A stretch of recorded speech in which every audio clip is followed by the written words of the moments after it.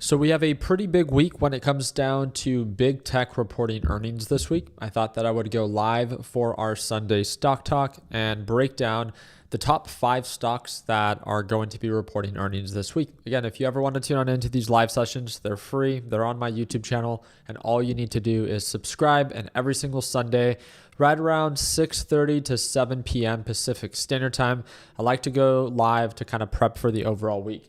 Let's go ahead and just start sharing my screen, and I don't want to take too much of your guys' time, so let's get right to it. So this is probably, again, one of the most anticipated earnings week. Let me explain why. If you're a little bit newer to the market, what happens is that these big companies that are publicly traded, well, every company that's publicly traded should be reporting earnings every single quarter. That means 4 times a year.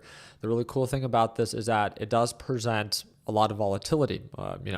The stock based off of what the market expects it to report versus what it actually reports, it can cause the stock price to skyrocket or to quickly gap down. Again, this is not the best time to necessarily be trading as a beginner, but it's a very interesting time for a beginner to be watching the market to see that based off of what is expected and what is reported, how the market actually reacts. We have AMD, Microsoft reporting earnings this week on Tuesday after the market closes. We have Boeing also reporting earnings before the market opens on Wednesday. And then we have Meta reporting earnings after the market closes on Wednesday. Big tech such as Amazon and Apple, also Intel and Coinbase, are all reporting earnings after the market closes. This is huge. Amazon's a $1 trillion company. Apple's one of the most valuable companies that's publicly traded, also a $1 trillion company. And then we have we have Intel. This is why, again, this is the most anticipated trading week where, again, it doesn't mean that you have to trade any of these stocks. That's not what this video is about. This video is to bring awareness that these companies are about to report earnings, and we don't know if they're going to gap down or gap back up. But the thing that we do know is there will be a lot of volatility, and it's a great time to just pay attention, right? Let's go ahead and jump right into it. I think we kind of have to, right? If you want, excuse me, I'm about to sneeze. Excuse me, I do apologize for that. But I would love to break down any stock it is that reports earnings this week. So as long as it's reporting earnings this week and you want me to break it down, please make sure that you share it in that live chat, and I'd be more than happy to break it down for you. Again, all I ask you to do is you do have to be subscribed to be able to partake in that live chat, and hopefully I earn your thumbs up. Let's go ahead and get right into it. So we got Cali Kid 512, such a dad sneeze, asking for me to break down AMD. Let's do it. I'd be more than happy to break it down. So the first one that we are breaking down today is AMD. AMD, just like most of big tech, has been pulling on back. I do have to say AMD has not been the most bullish based off of recent patterns. We peaked at highs of $227 per share. At this point, we were showing signs of this beautiful ascending uptrend pattern, trading above the moving average, showing signs of higher highs and higher lows. And then once we broke below that moving average, we completely broke that ascending channel, and then we kind of began to consolidate. So again, we do not know if once it reports earnings that it's going to gap back up or sell off even more, because if you look at this on the day chart, there's a lot of sell-off potential. There's no question about that. But I can 100% see why you're paying attention to this. It's an extremely oversold stock based off of recent patterns. There's great ROI potential, and I'm right there with you. I do believe that AMD is a stock worth paying attention to. Based off of previous highs of 185 in the current price level, it offers 32% ROI. We talk about this in the LPP lesson library. For those that are not aware, it's called the 3 stages of a reversal. There's the rejection phase, there's the consolidation phase, and then the ascending uptrend phase. It's kind of like when a stock sells off and then finds its support, and then it finally begins to indicate signs of a recovery. I'm not going to pretend like we could predict the future. We can't. We don't know if 136 is the bottom or if it's going to, hit new lows of 130. All I know is that it's cheap enough that I'm paying attention, that I'm interested. Now what I need it to do is indicate signs of an uptrend, indicate signs of a reversal, show signs of progress on the upside. And if it does not show any signs of progress on the upside, then I simply will not take any trade. I mean, it's as simple as that, right? Why force a trade when direction is not in your favor? It's one of the biggest mistakes that a lot of beginners make, and let's make sure that we work towards not making those same mistakes. So, bro, I have $211. I need 1K to buy a laptop and join LPP. If you have $211 to your name, it sounds like you need a job. I mean, I'm not here to sugarcoat it for you guys. You need money to make money. When it comes down to trading, you need to take time to learn. It doesn't take money to learn how to trade, but it takes money to make money in this market, because you can learn how to trade with paper trading.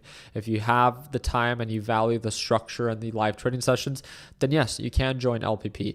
But the whole thing of you having $211, and if you have to live off of trading right now, it takes time to learn how to do this, right? It's like, imagine going to school as a freshman right after high school, and going into college, and then, working towards hopefully getting your engineering degree, and then telling your professor, hey, professor, I have $211 to my name. I need to start making money.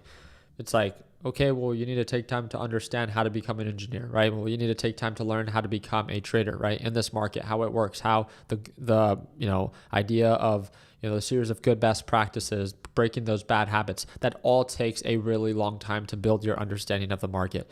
And I don't mean that in a discouraging way, but I'm trying to be straight up with you. I don't want to waste your time. And I think, at least in my opinion, I think the stock market and the concepts that you learn are universal concepts that you can apply into real estate. You can apply them to business.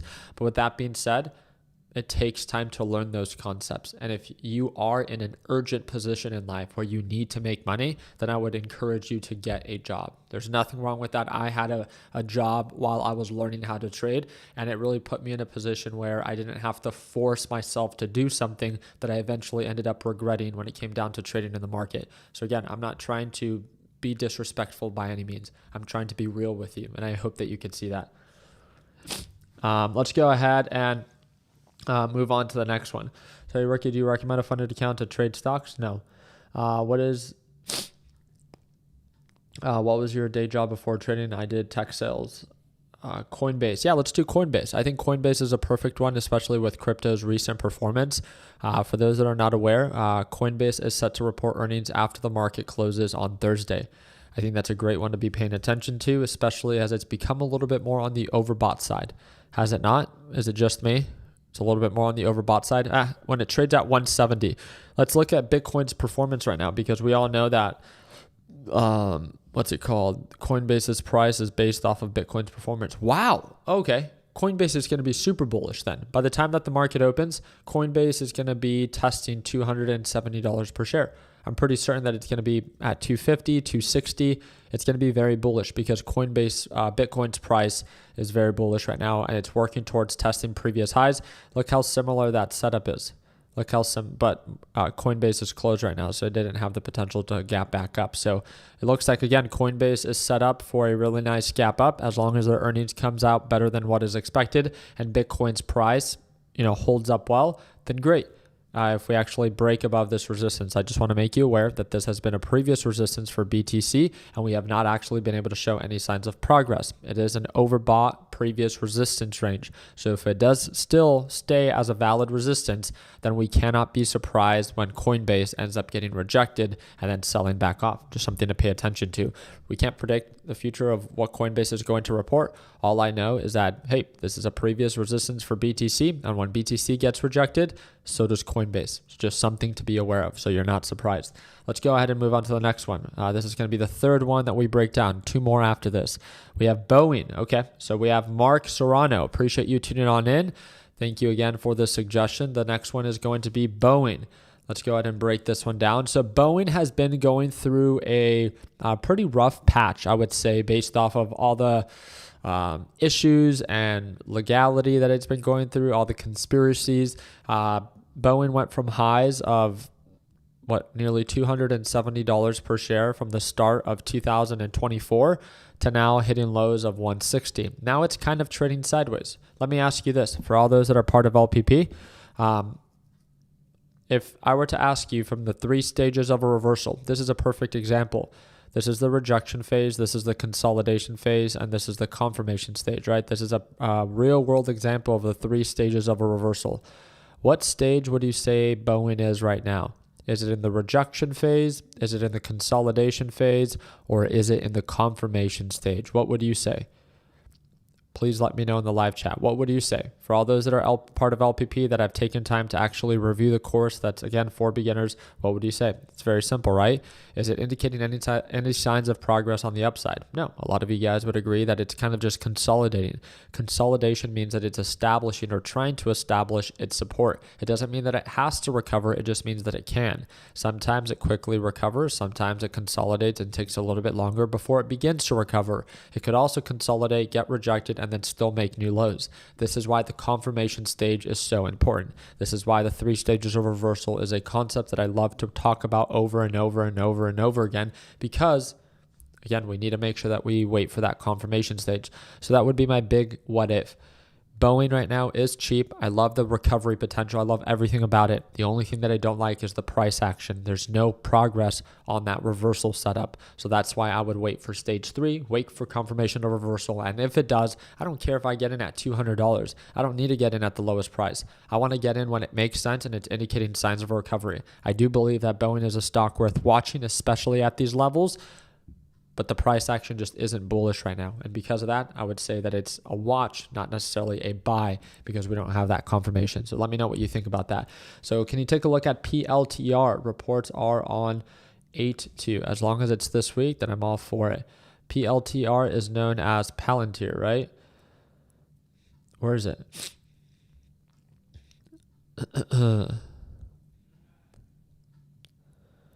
Where are we at?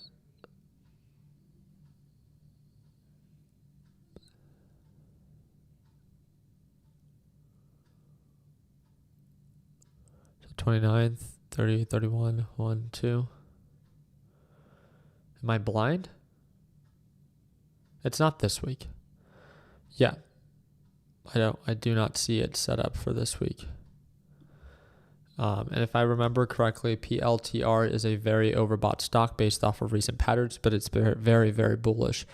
So you would have to hope on this one. Again, this is Peter Thiel's company. You would just have to hope that earnings are not just met, but exceeded. If so, this thing can skyrocket, right? It's more of a recent IPO, but it's a big what if, because if earnings comes anything lower than what is expected and its guidance comes in lower than what is expected, remember, there's not much price action up here. So if it's this overbought, it's going to need earnings that really supports for it to hold up here. And if that's not the case, then get ready for it to drop. And it has history of it dropping. So again, I would just say that it's of higher risk, higher potential reward maybe, if you're planning to hold it before it actually reports earnings. So let's go ahead and move on to the next one.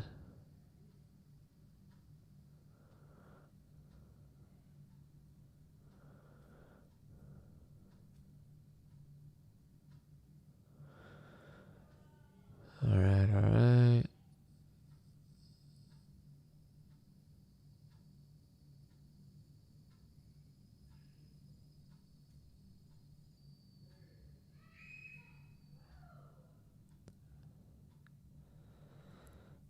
PFE. I'll do that one. That is Pfizer PFE. So something a little bit different to change it up. Pfizer, obviously one of the most bullish stocks during the pandemic. I don't know if you guys remember that, but extremely bullish company that has recently pulled on back, and it's in its early stages of a potential reversal, just for those that need some context. I do want to remind you that it has been more bearish than it has been bullish, at least for most of 2024. And with that being said, it is in its early stages of a potential reversal. So I can 100% see why you're paying attention to it. I think that right before it reports earnings based off of recent patterns, do I think it's super cheap right now? Not necessarily. Based off of recent patterns on this 4-hour time frame, I would say that it's more overbought than it is oversold, and maybe do a little bit for a pullback. So again, this is where, it's crucial for this company, especially based off of its recent performance, that it needs to come out better than what is expected, and it needs to blow it out of the water to support that ascending uptrend channel. If it comes in as expected, or again, guidance is a little bit low, then get ready for stocks like this to continue to drop. These are very, very risky times to be holding a stock, especially as they're about to report earnings. So it's kind of just the big what if, right? Especially on the 4-hour time frame, it's extremely overbought. You're just kind of rolling the dice and really hoping that it continues to excel. So if you want to continue to invest in it and hold that position, all power to you. If you again want to have some form of risk management, then I wouldn't say that there's anything wrong with holding back and waiting. No vaccines. To each their own, right? It's not my problem if you get a vaccine. It shouldn't be yours if I choose to get mine. All right, let's do one more stock. Let's break it down, and then we can call it a Sunday. Again, we have AMD, Microsoft, Starbucks. Maybe we want to talk about a stock that our girls are always shopping at. What is it? Qualcomm, ARM, Meta, Boeing, Norwegian, Wingstop, Crocs, Moderna, DraftKings for all of our gamblers, Roku, Square. What do we want? Chevron, ExxonMobil. Pinterest. Okay, I'll do that. Pinterest has been getting smoked. I actually don't know if this is going to be a good one. So I think it's pins, right? Yep. Yeah. Based off of recent setups. Okay, actually it's been with this nice. I actually like this. Okay, so it crashed absolutely during the pandemic. The post-pandemic rally, right? It peaked during the pandemic, sold off post-pandemic, and then it's been trying to recover ever since. So we could see this nice ascending uptrend pattern, right? This, it's been pulling back to the moving average. Now we're a little bit more on the oversold side. I know we recently talked about this. This is just where, again, I would like to wait for signs of support. Can I get a show of hands? How many times have you bought the dip on a stock and it continues to dip? I know I have, and I know I'll do it eventually in the future as well, right? But we want to the best of our abilities put ourselves in positions to succeed, or more likely to succeed. And it does look oversold, it does look cheap, but the cheap can always get cheaper. From lows of $37, this thing could go to lows of $34. It could go to lows of 30. Never doubt how low a stock can go, especially a stock that has a history of selling off, right? That's the first red flag. The second is, why are you in such a rush to overpay? If this thing is not indicating signs of an uptrend, then there's no reason to force a position before the actual reversal happens. And I think that would be the way that I would like to close out this video, is make sure that you have a reason on why you're doing something, that you're not just buying because you can buy or with no proper intention, but that, again, if you were to explain it to me or to someone that maybe wants to understand your trade plan, your edge, that you explain what it is that you waited for, the reversal, the recovery potential that you see, and how you waited for signs of confirmation, for direction to be in your favor, for you to then enter and open that position because it made sense, because you are missing out by not already being invested. So other than that, again, if direction is not in your favor, there should be no excuse on, well, Ricky, I didn't know that it was going to continue to sell off. Well, it's been selling off before, right? So you can't be surprised. So again, there should be no excuse on, if you choose to buy early, you are accepting the risk that direction is not going to be in your favor. And I think that's a great reminder to have, especially right before a lot of these companies are reporting earnings. And it's kind of that tough love that a lot of us need. When it comes down to trading, it's the very simple mistakes that can really bleed your trading account, that can really hold you back to truly be the best you can be, right? And it's not because it's easy that you should do it, but it's the things that are hard, that are so simple, yet they're hard, yet they would make all the difference. And I think we can all speak from that. When it comes down to having proper risk management, making sure every trade meets some form of risk to reward ratio, making sure that you have confirmation and direction to be in your favor, or any time that a company is about to report earnings, if there's a significant earnings economic report that's about to be released, that maybe we hold back to not trade during extreme volatile times, that you do your part in looking out for yourself when most people don't. And again, it's those little steps over a long period of time that can make a big difference. So I just really hope that as you continue your trading journey, I don't expect you to completely flourish next week, right? But it's making small changes consistently over a long period of time that then looking back 6 months or 12 months from now, you can say that, hey, I am a better trader because now I do manage my risk. Now I do wait for confirmation. And now I do have a trade plan every single time that I enter a trade. And that's a lot better than what I was doing maybe 6 months or a year ago. So I wish you guys nothing but the best when it comes down to your trading journey. Again, I do go live every single morning right at market open. I'm not here to say that you tuning on into my live sessions are going to make all the difference for you. I'm just here to remind you that if you are someone that learns best by watching other people do, I would love to show you what it is that I do every day. You get to see all of my good trades, you get to see all of my bad trades, and you get to hear my thought process behind every trade I take during that live trading session. If you want to tune on in as soon as tomorrow, it's the second link in the description down below. It's 50% off right now. It's a one-time payment, lifetime access. And again, if you sign up now, you'll be able to watch me to trade live as soon as tomorrow. And prices will be going up on September 1st, so just make sure that you are aware of that. I appreciate your time. Like always, let's make sure that we end the year. And for all those that join LPP or that are part of it, I'll see you tomorrow at Market Open for our live session. We'll see you then. Take